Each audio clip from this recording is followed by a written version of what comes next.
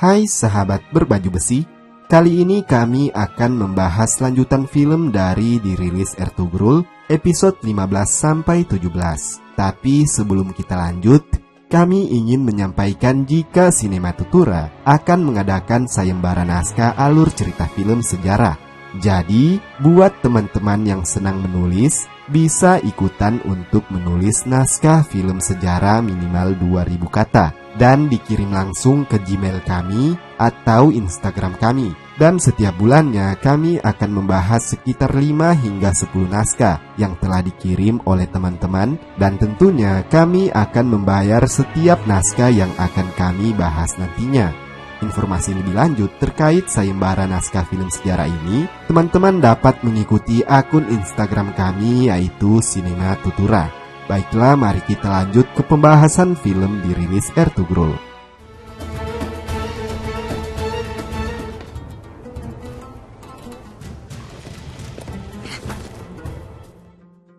Ertugrul akhirnya tertangkap oleh prajurit Al-Aziz dan segera Al-Aziz datang menemuinya. Ertugrul sempat memberontak setelah melihat Halime berada di dalam kereta. Namun ia pun tidak dapat berbuat apa-apa. Di sini Al-Aziz coba menanyakan Ertugrul dan ia haruslah menjawab dengan jujur tentang siapa yang menyuruh Ertugrul dan dengan siapa ia mengabdi. Ertugrul tak segan menjawab bahwa pengabdiannya hanya kepada Allah Subhanahu wa Ta'ala. Dan Ertugrul terus mendoakan Al-Aziz agar mata hatinya terbuka dan mau menerima kebenaran atas keberadaan pasukan salib yang telah masuk di seluruh lini dalam istananya. Al-Aziz yang merasa tidak ada harapan lagi untuk Ertugrul kemudian memutuskan untuk mengeksekusinya. Ertugrul diikatkan di atas kuda dan berencana dibunuh dengan cara digantung. Halime yang tidak tahan melihatnya segera memberontak. Namun ia tidak dapat melakukan apa-apa. Halime lalu diizinkan berbicara dengan Ertugrul untuk terakhir kali. Dan saat pembicaraan itulah Al-Aziz yang mendengarkan tak kuasa untuk membunuh Ertugrul. Dan sangat mengejutkan, ia malah meminta para pengawalnya untuk membebaskan Ertugrul.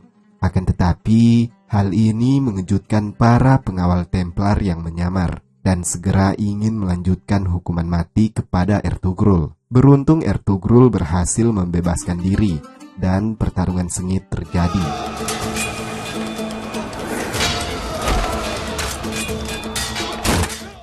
Ertugrul kembali mendapatkan bantuan dari rekan-rekannya yang sengaja datang menyusulnya.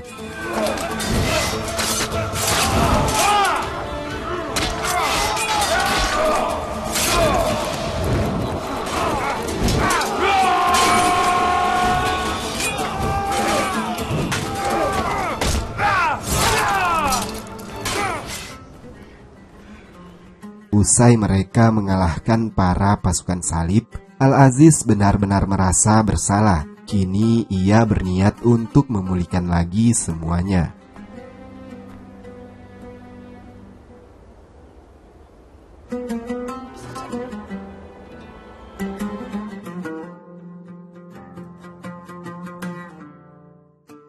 Diperlihatkan Afsin dan Karatoigar sedang memakamkan Numan secara diam-diam. Usai pemakaman, Karatoigar kembali meminta Afsin agar menuntaskan semuanya dengan membunuh satu pangeran lagi yang tidak lain adalah Pangeran Yigit. Di markas Knight Templar, Azam mempresentasikan persiapannya untuk memulai perang salib, di mana mereka telah menyiapkan pasukan di tempat-tempat sekeliling Yerusalem. Konspirasi kepada umat muslim pun telah dilakukan, di mana umat Islam sedang dalam kondisi tercerai-berai. Namun kardinal belum mau memberi pasukan karena Azam tidak juga mendapatkan pusaka rahasia yang berada di tangan Ibnu Arabi. Di sini kita juga melihat Asma yang masih hidup karena sebelumnya telah memanipulasi kematiannya dengan membakar orang lain. Kembali di Aleppo, di mana Claudius telah menyamar sebagai seorang musafir. Ia duduk di tempat Ibnu Arabi dan meminta izin untuk tinggal beberapa waktu. Akan tetapi Claudius tidak menyia-nyiakan waktu sedikit pun. Saat Ibnu Arabi berada di kamarnya, ia mencoba masuk, namun berhasil diketahui oleh seorang darwis, dan ia harus mengurungkan niatnya untuk sementara waktu. Kemudian esok harinya, saat melakukan perjalanan bersama Ibnu Arabi, kembali Claudius mengambil kesempatan dan segera menyergap Ibnu Arabi. Saat ia merasa akan berhasil membunuh Ibnu Arabi, hembusan panah menyambar tangannya. Rupanya Ertugrul dan rekan-rekannya sedang melintasi tempat itu. Pertarungan tidak dapat lagi terhindarkan.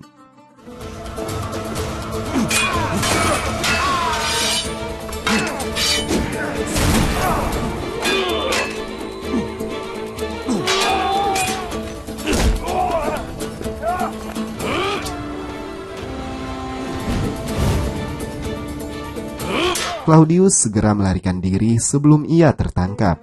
Akhirnya Ertugrul berangkat ke perkemahan bersama rekan-rekannya sekaligus bersama Ibnu Arabi.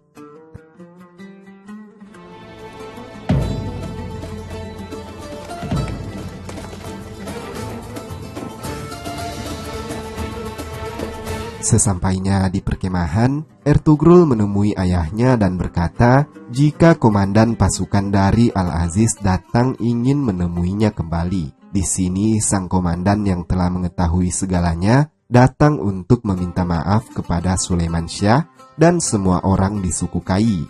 Ia juga membawa surat pembebasan paman Al-Aziz dari Al-Aziz sendiri serta mengangkat kembali sang paman sebagai pimpinan perang Kesultanan Ayyubiyah.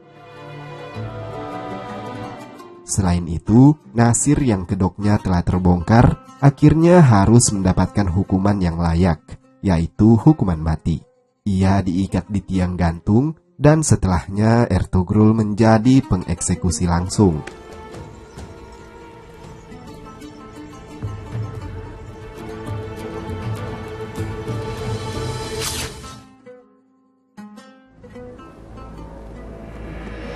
Scene beralih di markas Knight Templar, di mana Turgut telah dipersiapkan untuk sebuah misi dan berangkat bersama Komandan Titus. Sedangkan di sebuah hutan, diperlihatkan Ertugrul dan rekan-rekannya sedang mengikat Kardinal Thomas yang tertangkap. Mereka sedang melakukan pertukaran, di mana Titus berpura-pura membawa Turgut yang telah menjadi seorang salibis dan akan ditukarkan dengan Kardinal Thomas.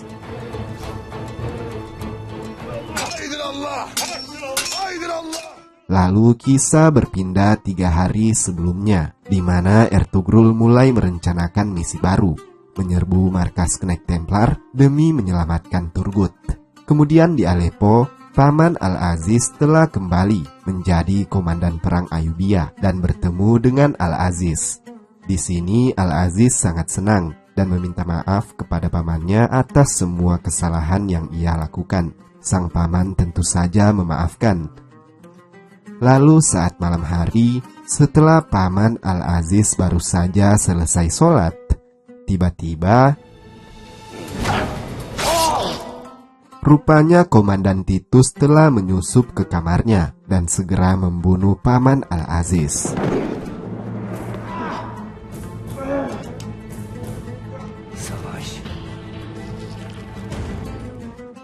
Al-Aziz yang mengetahui sang paman kini tak bernyawa, menangis sejadi-jadinya, apalagi setelah mengetahui jika kepala sang paman telah diambil dari tubuhnya. Kembali di perkemahan, saat makan malam, Sulaiman Syah dan keluarganya didatangi oleh Absin yang membawa serta Yigit. Di sini rupanya Absin tidak membunuh Yigit, seperti yang ia sepakati dengan Karatoigar. Namun, berita yang dibawa oleh Absin tentang kematian Numan sangat mengejutkan mereka, apalagi Halime yang meski membenci sang ayah karena telah berkhianat kepada negara. Bagaimanapun Numan tetap ayahnya. Allahu Akbar, Allahu Akbar. La ilaha illallah. Hayya 'alas salah. Tibalah esok hari, di mana usai sholat Jumat, Ertugrul akan segera berangkat menuju kastil Knight Templar. Setelah selesai melakukan persiapan, mereka pun berencana berangkat. Namun sebelum itu, nampak seseorang utusan membawakan hadiah ke perkemahan. Saat peti hadiah itu dibuka, rupanya isinya adalah kepala dari Paman Al-Aziz. Ertugrul segera berangkat dengan amarah besar. Di sini Absin bersikeras untuk ikut, meski sebelumnya Ertugrul tidak mau bekerja sama dengannya, sebab Absin dianggap bekerja sama dengan Karatoigar. Namun, Absin meyakinkan jika ia memiliki cara membebaskan Turgut. Sampailah mereka di depan markas Knight Templar. Sempat mereka mendengar suara teriakan minta tolong. Setelah Bamsi dan Dogan memeriksanya, rupanya itu adalah pengawal Sulaimansyah yang sebelumnya dihabisi oleh Claudius. Usai menyelamatkan pengawal Sulaimansyah, Absin lalu memberitahu jika mereka dapat menemukan seseorang yang bisa menjadi tawanan untuk ditukarkan dengan Turgut, tanpa harus bersusah payah masuk ke dalam. Orang itu adalah Kardinal Thomas. Kardinal Thomas selalu menuju Atokia ketika Ahad untuk beribadah. Hal inilah yang mereka manfaatkan. Setelah Kardinal Thomas di perjalanan, mereka segera melakukan serangan.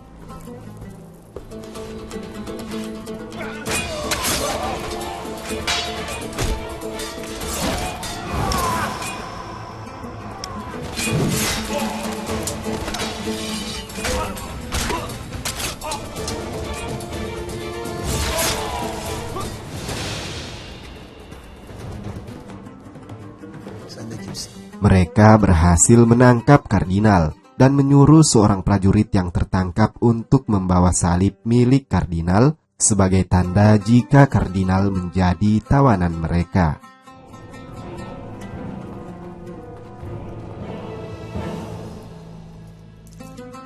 Sesampainya prajurit di kastil Knight Templar, segera azam meminta Titus untuk mengirim Turgut yang kini telah menjadi saudara mereka.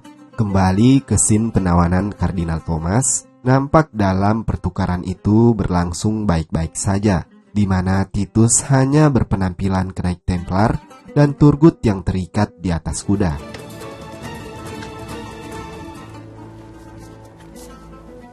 Setelah selesai pertukaran, nampak Ertugrul benar-benar bahagia karena bisa membebaskan rekannya. Akan tetapi, apa yang terjadi? Rupanya Turgut mengeluarkan belati lalu menusuk Ertugrul secara berulang.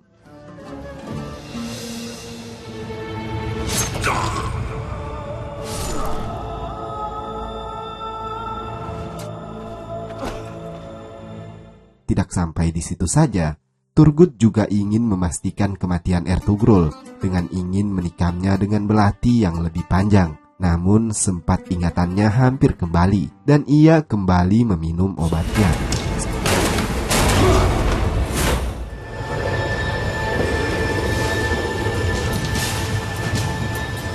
Saat kembali sadar, ia kemudian ingin menikam lagi Ertugrul. Absin serta rekan Ertugrul tiba. Turgut harus berpura-pura mati. Ketika rekan-rekan Ertugrul mulai berada di kondisi tidak siap, Turgut segera melakukan penyerangan.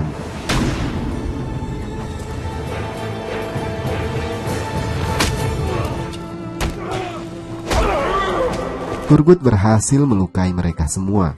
Setelah itu perang besar terjadi di mana kelompok pasukan salib mulai berdatangan dan bertemu dengan kelompok perdagangan Gundokdu yang sebelumnya diberi informasi oleh Abdurrahman.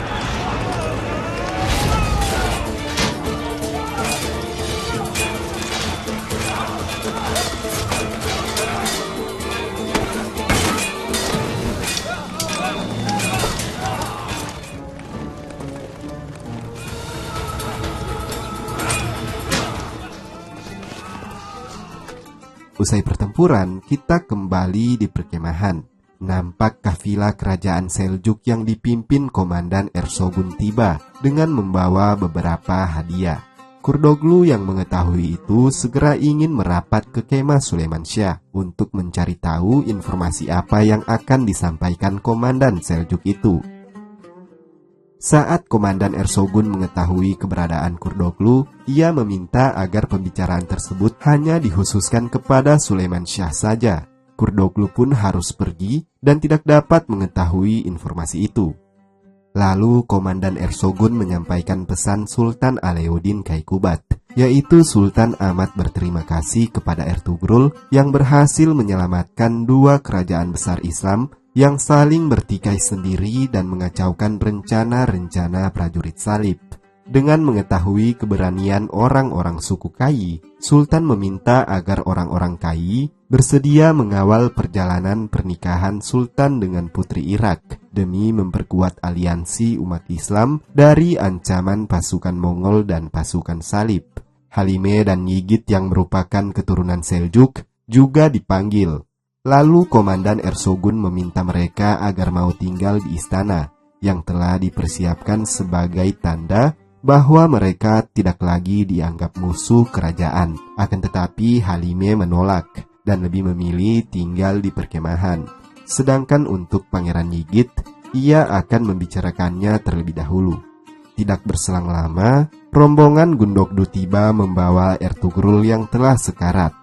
Tentunya hal ini membawa duka besar bagi orang-orang Kai, terlebih lagi setelah mengetahui jika yang melukai Ertugrul tidak lain adalah Turgut, sahabatnya sendiri. Ibnu Arabi segera mengobati Ertugrul. Dengan keadaan Ertugrul yang telah terluka, membuat Gundogdu berinisiatif untuk mengambil alih peran sebagai pengawal Sultan Alauddin. Sulaiman Syah tidak bisa berbuat apa-apa selain mengizinkan Gundogdu menggantikan adiknya meski permintaan Sultan Alauddin adalah Ertugrul. Sedang di markas Knight Templar, Isadora menyamar sebagai Mario dan bertemu dengan sang ayah di dalam penjara. Isadora ingin membebaskan sang ayah, namun sang ayah menolak, sebab sangat sulit hal itu untuk dilakukan. Ayah Isadora hanya berpesan agar ialah yang keluar dan menemui orang-orang Kai, lalu menjelaskan keadaan sebenarnya dari Turgut. Isadora segera bertemu Mario dan memintanya untuk terakhir kali memberi bantuan dengan mengeluarkannya dari markas. Isadora dapat keluar, namun ia tidak akan mungkin bisa kembali lagi. Itulah syarat dari Mario. Kembali pada Ibnu Arabi, ia kini berpamitan dengan Sulaiman Syah karena akan melakukan perjalanan. Di sini Ibnu Arabi hanya ditemani oleh seorang murid setianya. Saat berada di perjalanan, mereka dihadang oleh pasukan salib yang sebelumnya diperintahkan oleh Azam untuk membunuh Ibnu Arabi serta mengambil peti rahasia Knight Templar padanya. Akan tetapi Ibnu Arabi berkata jika rahasia itu ada di dalam hatinya, dan jika mau, Ibnu Arabi akan mengajari mereka. Prajurit salib yang mengetahui jika rahasia itu berbentuk peti, segera memeriksa tas Ibnu Arabi, namun tidak mendapatkan apa-apa. Ketika Ibnu Arabi ingin dilukai, tiba-tiba Claudius datang menolong.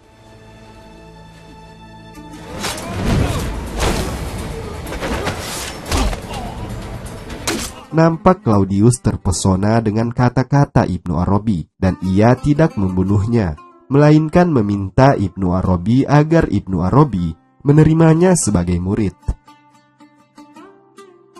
Sedang peti itu sendiri telah dititipkan kepada Halime dan Halime mengubur peti tersebut.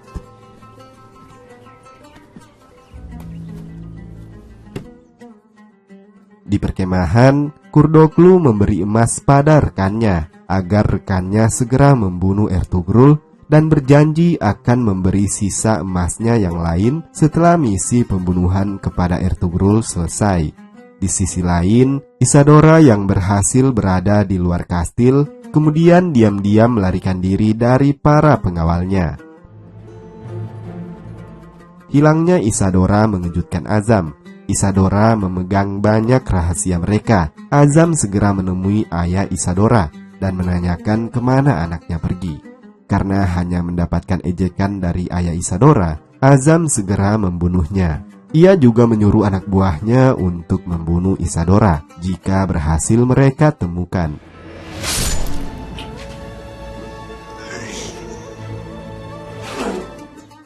kembali di perkemahan, rekan Kurdoglu menyelinap ke ruangan Ertugrul. Melihat Ertugrul beristirahat pulas, ia segera mengayunkan pisaunya.